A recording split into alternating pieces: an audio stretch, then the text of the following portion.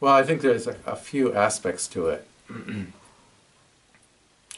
There's a, I'm going to say a number of things. One is that um, when I practice, I like to practice. So that's maybe a different experience than I had when I was a kid, when I was typical in not wanting to practice too much, looking at the clock and that sort of thing.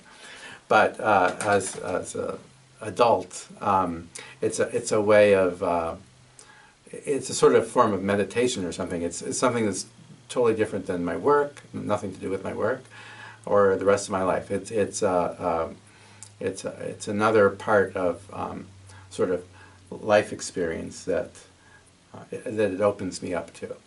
So I think that, and that's, I guess, whether it would be the piano or another instrument, but it's that being involved in music, producing music,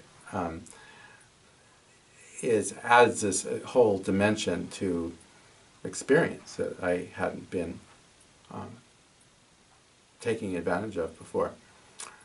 So that's one thing. Second, I had actually, in recent years, even before I started, gotten more interested, kind of gone back to classical music that I heard a lot of when I was a kid and went to a lot of concerts because my parents listened to it, but had sort of gone away from it for many years. So that was another aspect, is getting sort of excited about classical music again and listening to it more seriously.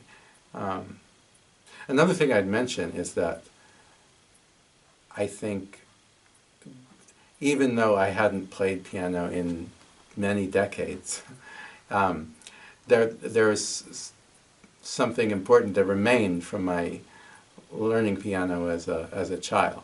That there was some